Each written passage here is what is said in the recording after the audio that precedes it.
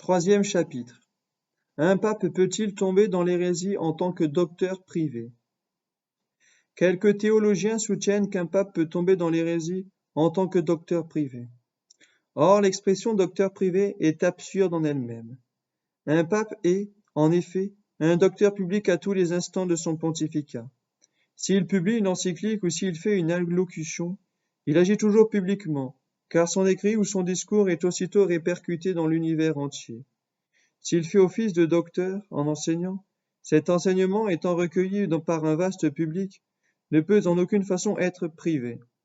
Quand il enseigne, le pape quitte inévitablement la sphère de sa vie privée. Le terme de docteur privé est un non-sens. La thèse du pape hérétique en tant que docteur privé est une nouveauté, donc fausseté, apparue à l'époque moderne, voir chapitre 5. Du 1er au XVe siècle, strictement aucun écrivain catholique de langue latine n'a employé l'expression de docteur privé. Nous avons en effet effectué une recherche philosophique portant sur la quasi-totalité des textes d'auteurs latins chrétiens jusqu'au XVe siècle, conciles et papes y compris, et œuvres complètes de saint Thomas d'Aquin y compris. La thèse du pape docteur privé hérétique ne s'appuie sur aucun père de l'Église, aucun pape, aucun concile, aucune ligne de saint Thomas d'Aquin et d'aucun cas historique authentique. Voir chapitre 4. Certains pseudo-théologiens invoquent à tort l'autorité du docteur de l'Église, saint Robert Bellarmine, qui aurait, selon eux, parlé de docteur privé hérétique. Or, jamais cet écrivain n'a employé le terme de doctor privatus. Il parle uniquement de particularem personam, ce qui peut se traduire par simple particulier.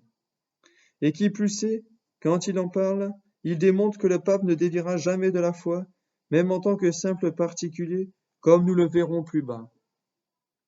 L'opinion du pape, docteur privé hérétique, est totalement caduque depuis la définition de l'infaillibilité permanente du pape par Vatican I. Nous avons déjà cité les textes conciliaires Dei Filius et Pastor Aeternus, plus les interprétations authentiques de notre Seigneur Jésus-Christ. Si Monseigneur Martin et Monseigneur d'Avanzo lors du concile, plus la bulle d'ouverture du concile du pape Pie IX de 1868, plus le jugement interprétatif authentique du pape Pie IX en 1873, plus le jugement interprétatif authentique du pape Pie XI de 1928, établissant clairement que le pape est tous les jours à l'abri de l'erreur. Quant à ceux qui seraient toujours et encore partisans de la théorie du pape docteur privé hérétique, nous leur proposons un complément d'information de la plus haute importance, émanant directement des actes, discussions, interventions, rapports du Concile Vatican I. La thèse du pape docteur privé hérétique fut en effet débattue lors des travaux préparatoires du Concile, mais tenue pour non fondée par les pairs. Grand A. Le rejet de la notion de docteur privé par les pairs du Vatican. Un postulatum des évêques italiens, élaboré lors des travaux préparatoires du premier concile du Vatican, contenait justement une phrase où il était admis que le pape pouvait errer en tant que simple particulier, mais il était infaillible en tant que docteur public.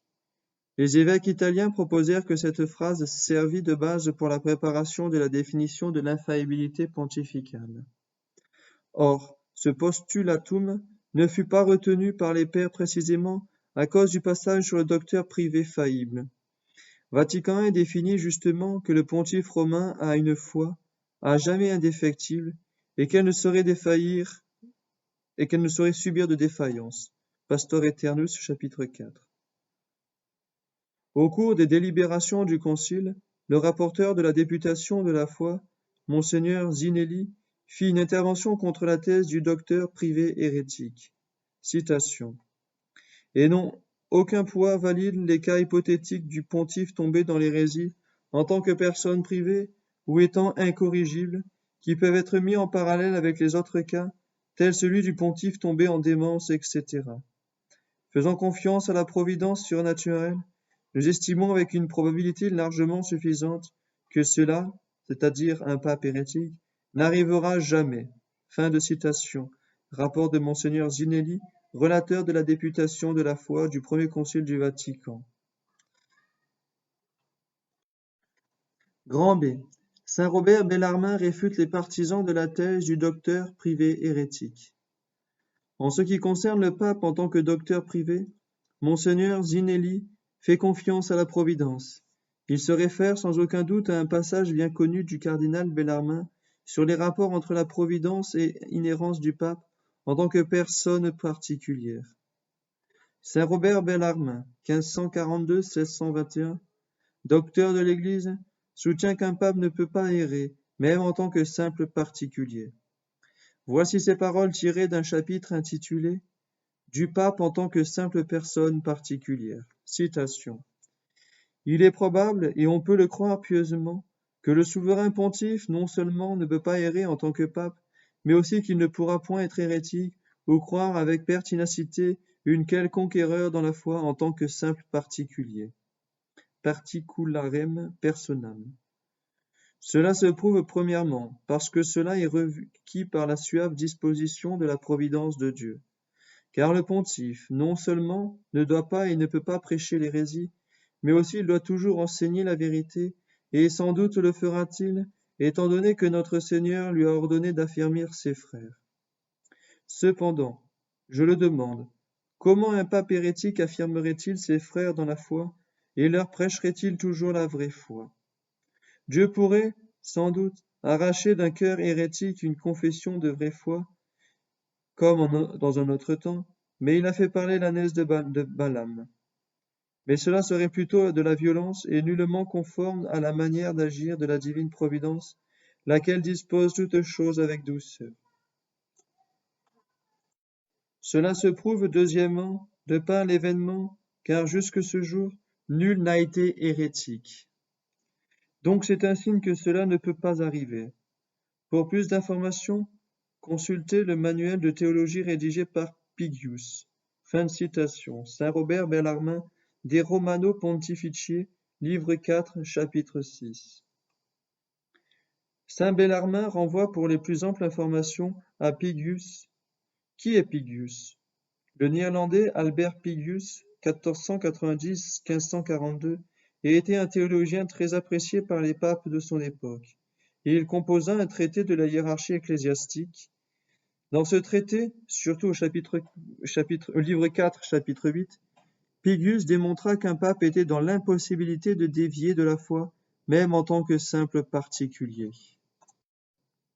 Pour plus d'informations sur ce traité de Pigius, voir page 55 de ce livre, la note en bas de page. Saint Robert Bellarmin, De Romano Pontificie, livre 2, chapitre 30, porta ce jugement sur la thèse de Pigius. Elle est facile à défendre. Contrairement à ce que beaucoup de commentateurs de saint Bellarmin soutiennent, le saint cardinal ne croit aucunement à la possibilité d'un pape hérétique. Il adhère en effet à la thèse de Pigius.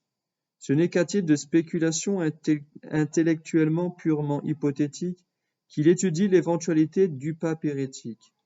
Citons le passage où il adhère à la thèse de Pigius, tout en annonçant qu'il étudiera aussi les opinions contraires. Citation. Il y a 5 opinions autour de cette question. La première est celle d'Albert Pigius, pour qui le pape ne peut pas être hérétique et ne peut donc être déposé en aucun cas. Cette opinion est probable et facile à défendre, comme nous le verrons plus loin en temps opportun. Cependant, étant donné que cela n'est pas certain et que l'opinion commune est à l'opposé, il est utile d'examiner la solution à donner à cette question, dans l'hypothèse que le pape puisse être hérétique. Fin de citation. De Romano Pontificie, livre 2, chapitre 30. Après avoir ainsi annoncé qu'il adhère à la première opinion, le saint cardinal présente ensuite les 4 autres opinions. Puis, une fois cette présentation des 5 hypothèses faite, saint Bellarmin démontre que la thèse de Pigius est la seule vraie. 1. Par la suave disposition de la providence de Dieu.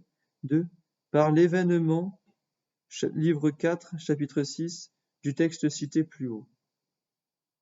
Le livre du cardinal Bellarmin figure dans la biographie spéciale sur l'infaillibilité établie par les pères de Vatican I, voir notre chapitre 4. À vrai dire, L'ouvrage spécialisé du cardinal Bellarmin sur le pontife romain est le point de référence constant des pères du Concile du Vatican. Ils s'y réfèrent constamment lors de leurs travaux, le citent pour prouver leur postulatum et intervention. On peut dire que le livre des Romano Pontifici est en quelque sorte la Bible des pères du Vatican, tout comme la Summa Theologiae de saint Thomas a été la Bible des pères de Trente.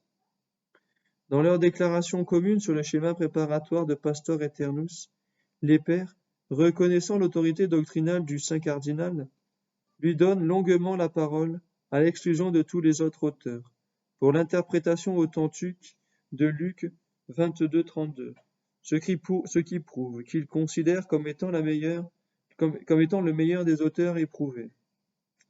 Ce docteur de l'Église réfute victorieusement les gallicans négateurs de l'infaillibilité pontificale et prouve que le Seigneur a prié pour obtenir deux privilèges pour Pierre. L'un consiste en ce que Pierre ne pourra jamais perdre la foi. L'autre consiste en ce que, en tant que pape, Pierre ne pourra jamais enseigner quoi que ce soit contre la foi, c'est-à-dire que l'on ne trouvera jamais qu'il enseigne contre la vraie foi du haut de sa chair. Le privilège de ne jamais enseigner l'erreur demeurera sans aucun doute dans ses descendants ou successeurs. Des Romano Pontifici, livre 4, chapitre 4, cité par les pères.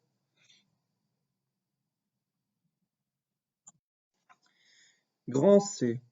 Les pères du Vatican commentent le formulaire d'Hormidas.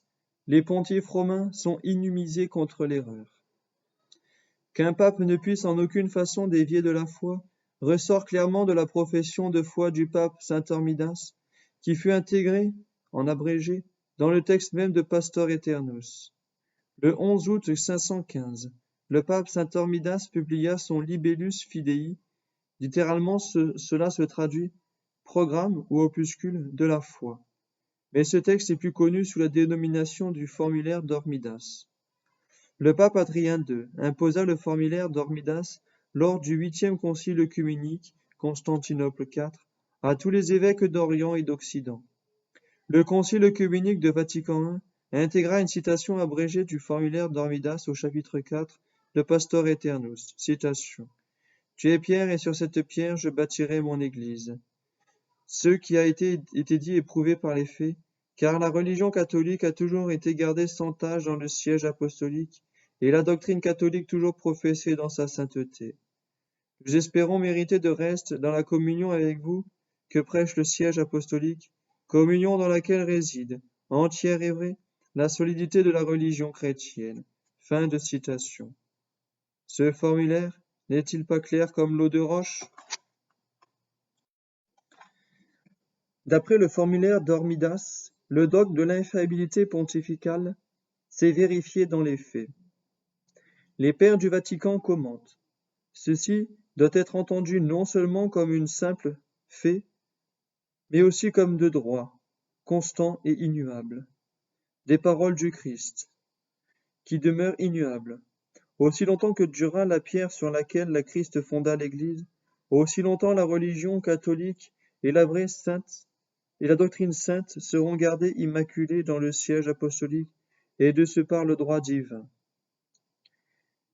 L'infaillibilité pontificale est parfaitement contenue dans le formulaire d'Hormidas, avec l'ajout d'Adrien II, qui dit en vertu des paroles du Christ, tu es Pierre, etc., dans le siège apostolique, c'est-à-dire par Pierre et par ceux qui lui succèdent dans cette chaire, la religion et la doctrine ont toujours été gardées, immaculées, et, comme cela a été montré plus haut, de droit divin, elles seront toujours gardées à l'avenir.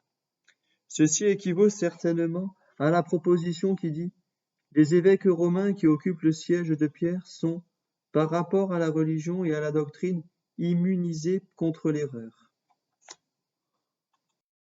Grand D. Un pape ne défaillira jamais dans la foi.